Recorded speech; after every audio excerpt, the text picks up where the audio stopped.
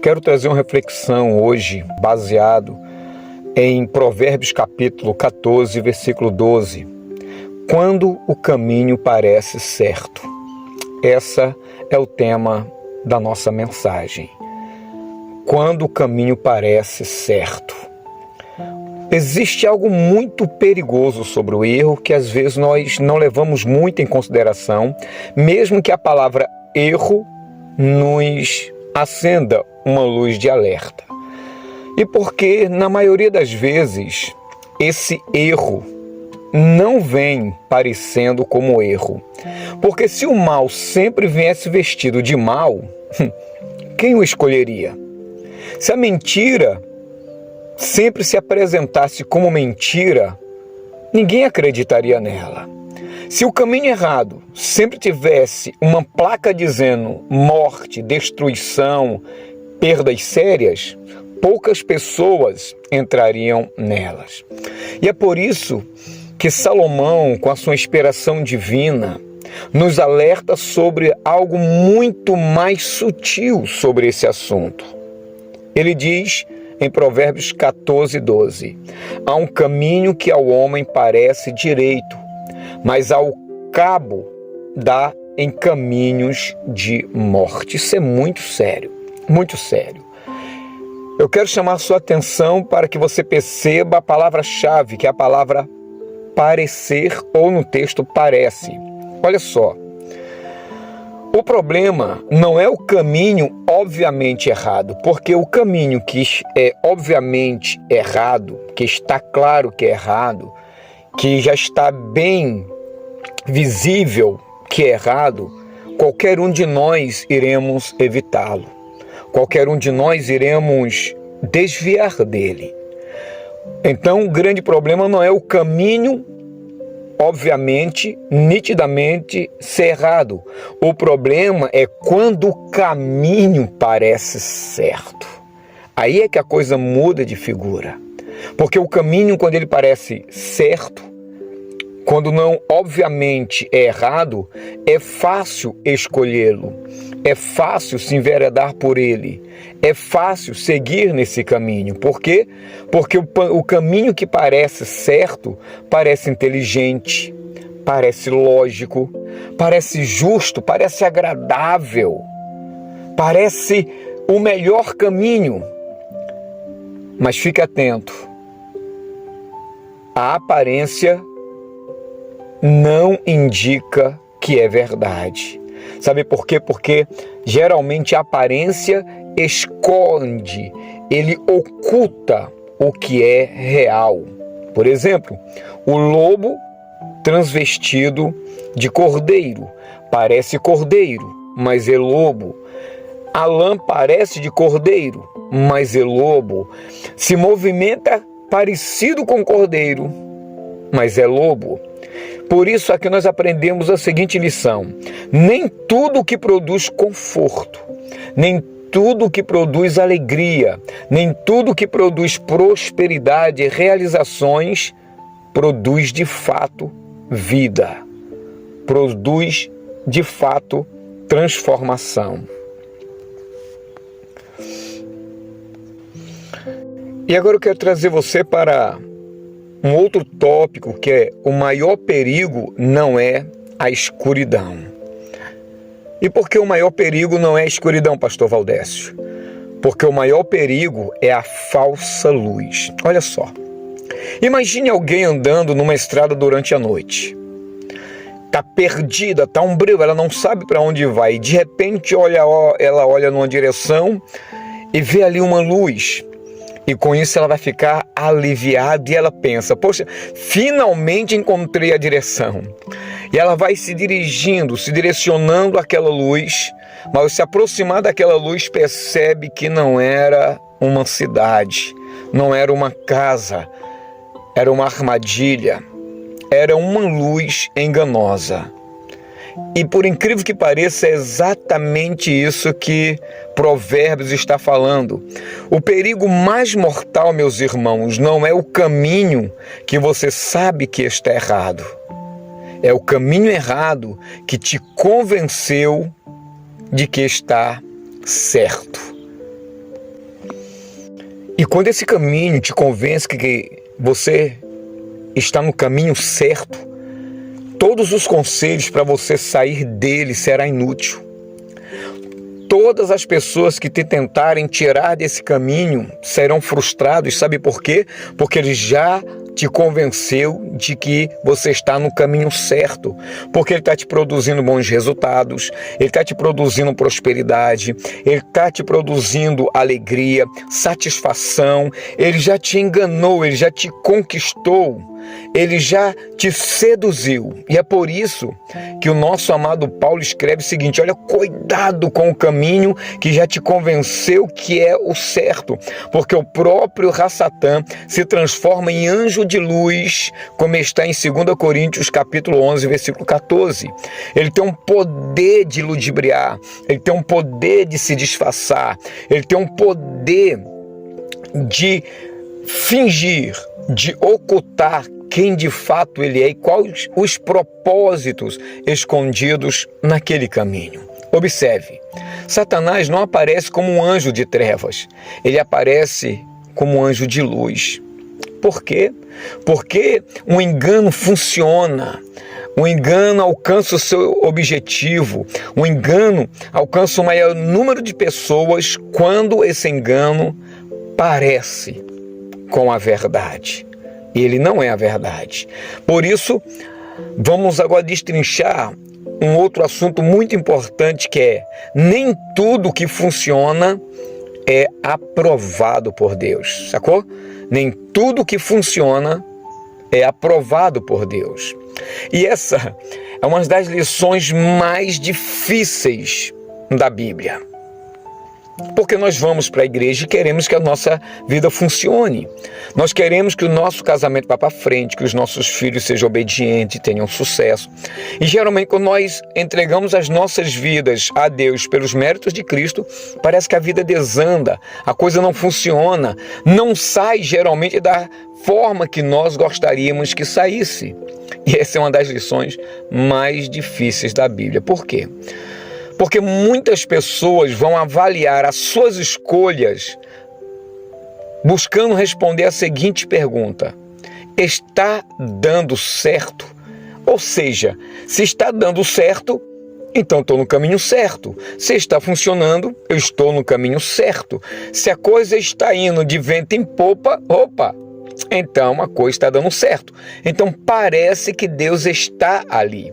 É por isso que tem tanta gente que, quando elas se afastam da igreja, elas se afastam do pastoreado, elas se afastam do caminho certo e as vidas delas parecem começarem a se acertar, parece que a coisa começa a funcionar, o dinheiro rende mais, há mais tempo para a família e coisa do tipo. Elas perguntam: tá vendo, eu estava no caminho errado. Enquanto eu estava na igreja, a coisa não funcionava. Eu saí, olha como é óbvio, a coisa começou a funcionar. Então, muitas pessoas, elas vão avaliar as suas escolhas baseado nesta pergunta: está dando certo? Só que Deus, ele também vai usar uma pergunta. E a pergunta é: só porque está funcionando, está certo? Só porque você está prosperando, está certo? Como é que pode estar dando certo se eu estou longe de Deus? Como é que pode estar funcionando se eu não leio mais a palavra de Deus, se eu não oro, se eu não comungo, se eu não estou mais em comunhão com a igreja? Como é que essas coisas agora começaram a me levantar?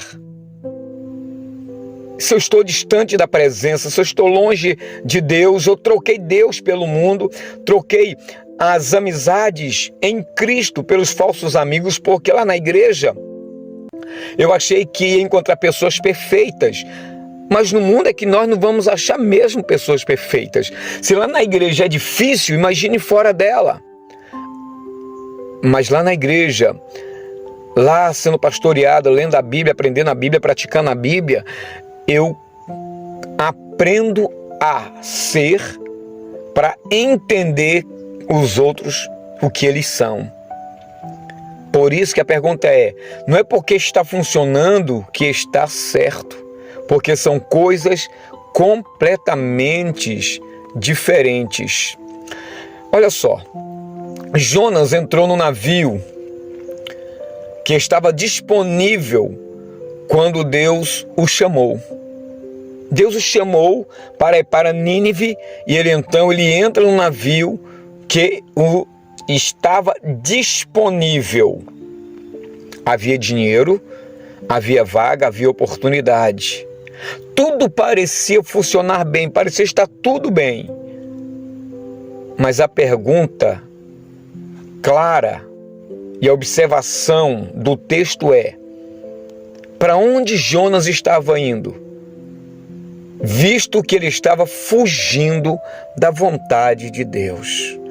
Então, o caminho que parece certo é o caminho que vai nos mostrar que está tudo bem, que eu estou mais próspero, eu estou mais feliz, eu estou conquistando mais, mas eu não me dei conta que eu estou fugindo, que eu estou me desviando, que eu estou me afastando da vontade de Deus.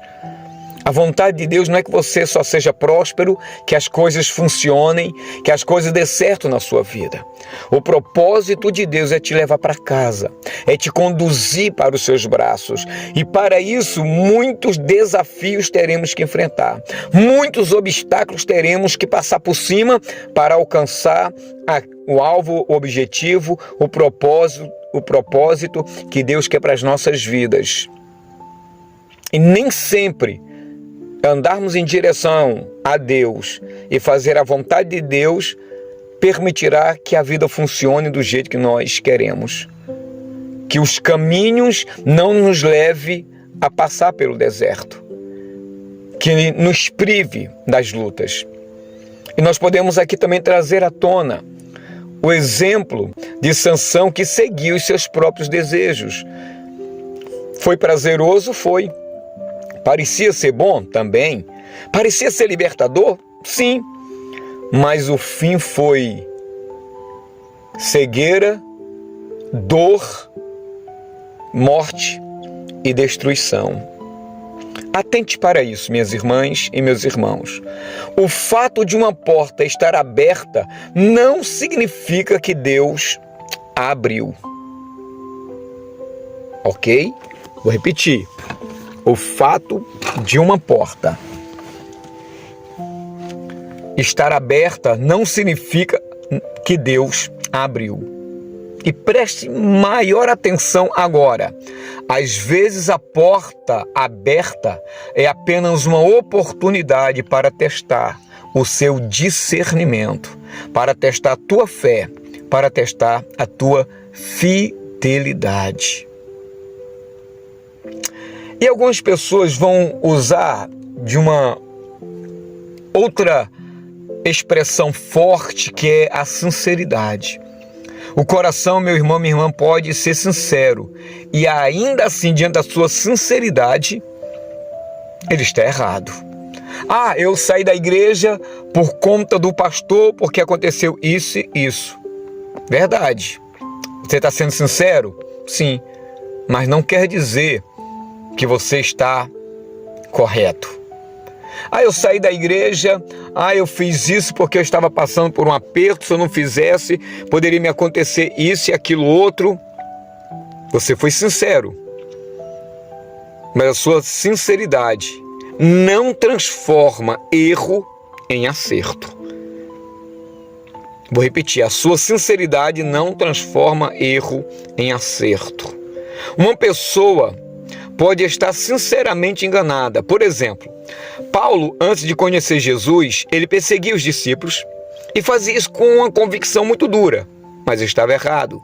Fazia com zelo, mas não estava certo. Fazia com sinceridade, mas ele estava completamente errado.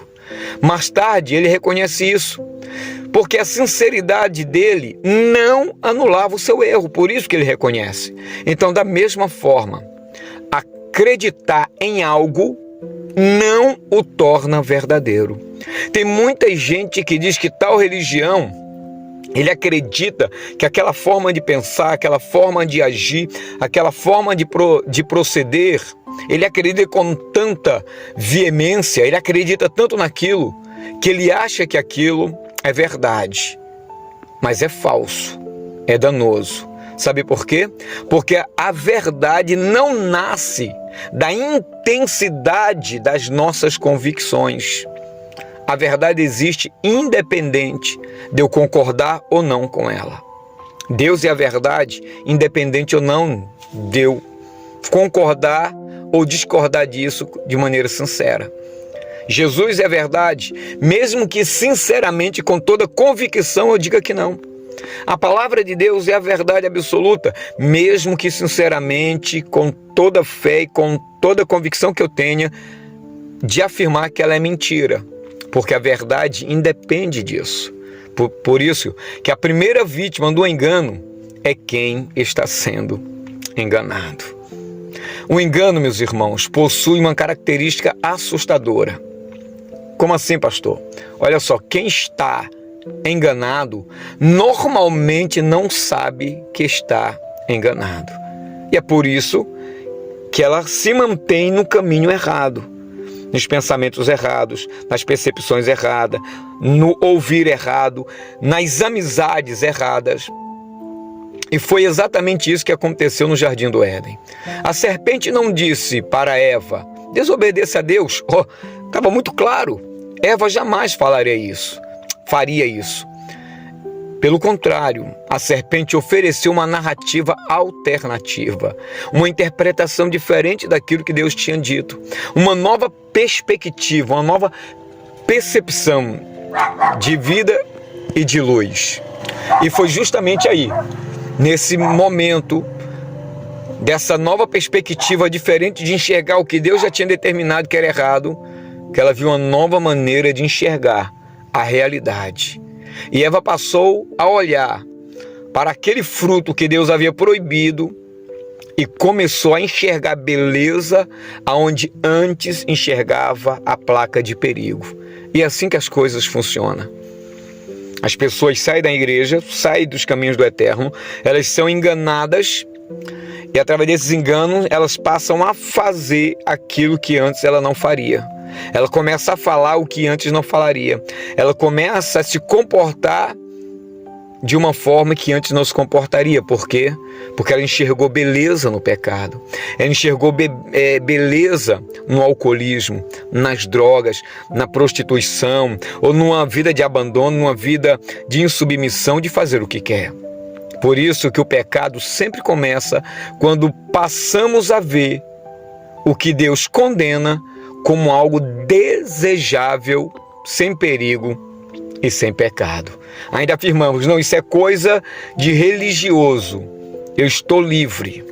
É por isso, minhas irmãs e meus irmãos, que Isaías alerta no capítulo 5, versículo 20: ai dos que ao mal chamam bem e ao bem chamam mal.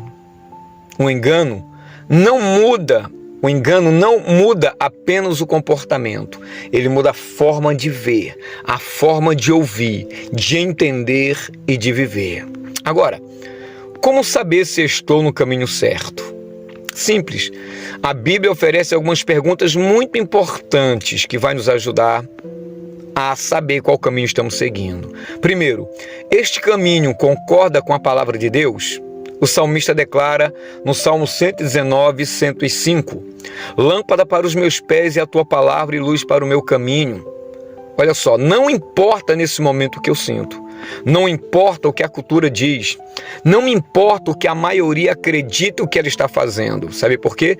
Porque a pergunta é respondida ou é refeita da seguinte maneira: isso se alinha com a palavra de Deus? Esse meu jeito de falar, esse meu jeito de me comportar, de tratar meus pais, de viver a vida, está alinhado ou está fora da palavra de Deus? Isso me leva para a segunda pergunta: este caminho produz o caráter de Deus em mim? Olha o que é que Paulo fala sobre essa questão do caráter ser produzido na gente através do fruto do Espírito: amor, alegria, paz, longanimidade, bondade, fidelidade, mansidão, domínio próprio. Agora, olha a observação: um caminho que me afasta dessas características, que inibe a produção do fruto do Espírito em mim, Um caminho que me afasta dessas coisas merece ser reavaliado, reexaminado. Isso me leva para a terceira pergunta. Este caminho me aproxima de Jesus ou apenas me aproxima dos meus desejos carnais? Essa talvez seja a pergunta mais importante, porque nem todo caminho leva para longe da religião. Muito pelo contrário, alguns caminhos nos levam para longe de Deus, mesmo que nós estejamos na igreja, mesmo que nós estejamos usando uma linguagem religiosa. Por exemplo, existia uma classe de fariseus que Jesus os chamava de hipócritas, que eles eram profundamente religiosos. Mas olha o que eles fizeram com a sua mente religiosa. Rejeitaram o próprio Messias quando ele chegou. O problema deles não era falta de religião, era excesso de confiança em si mesmo. Muitas pessoas, quando são orientadas ou chamadas a atenção, elas afirmam: não, eu sei o que estou fazendo. Não, eu não sou viciado. Quando eu quiser parar de fumar, eu paro. Quando eu quiser parar de beber, eu bebo. Quando eu quiser parar disso, eu paro. Quando, na verdade, não consegue. Porque já estão afastadas de Deus pela sua autossuficiência. Mesmo que usem Deus, mesmo que usem a palavra do Eterno. E é por isso, para a gente fechar, nós temos aqui o contraste com Jesus. É interessante que o provérbio diz assim, olha, há um caminho que parece direito. Mas séculos depois, lá na frente, Yeshua, Senhor Jesus, aparece e ele não diz assim, olha, eu conheço o caminho. Ele não diz isso. Ele diz, eu sou o caminho certo. Eu sou a forma de falar, de se pronunciar, de se comportar, de ser certo. Salomão nos alerta sobre os caminhos que parecem certos. O Senhor Jesus apresenta o caminho que é o verdadeiro. Olha só, um caminho depende da nossa percepção. O que eu acho certo, o que eu acho errado, o que eu devo fazer, o que eu não devo fazer. O outro depende da sua identidade. Ou seja, por isso que o caminho é uma pessoa. É Jesus, é quem Ele é, o que Ele fez, para quem fez, o propósito, a quem Ele alcança. Um caminho parece, o outro é o caminho, que é Jesus. E essa é toda a diferença que nós precisamos ter em mente. Olha só, para nós levarmos para o coração nesse momento. Nem tudo que parece paz vem de Deus.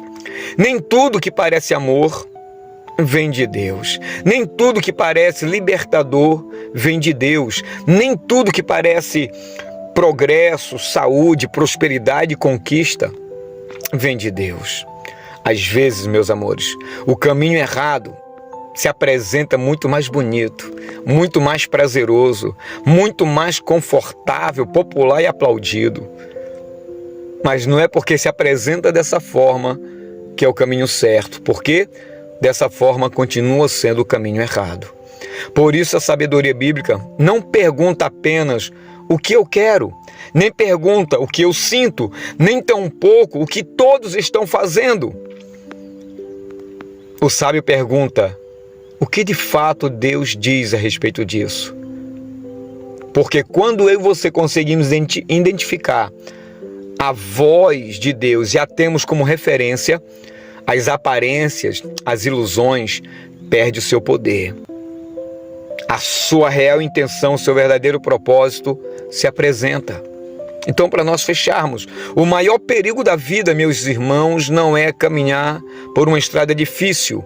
O maior perigo é caminhar por uma estrada errada, acreditando que está tudo bem, que é aquele que é o caminho certo.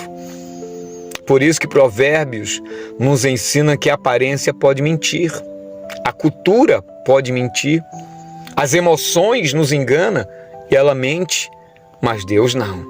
É impossível que Deus minta. Por isso, o sábio não confia apenas nos seus olhos e na sua percepção. Ele busca a luz da palavra de Deus. Porque o caminho que apenas parece certo, com certeza termina em morte. Mas o caminho iluminado por Deus, Jesus Cristo, o caminho, a verdade e a vida, ele termina em vida. Pense, medite nisso que eu te disse. Compartilhe esse vídeo com outras pessoas. Se te abençoou, vai abençoar outras pessoas também. Deixe o seu comentário. Mas se não quiser fazer nada disso, faça o seguinte: a partir desse momento, dessa palavra, escolha o caminho certo. Shalom Vrachá, paz e bênção.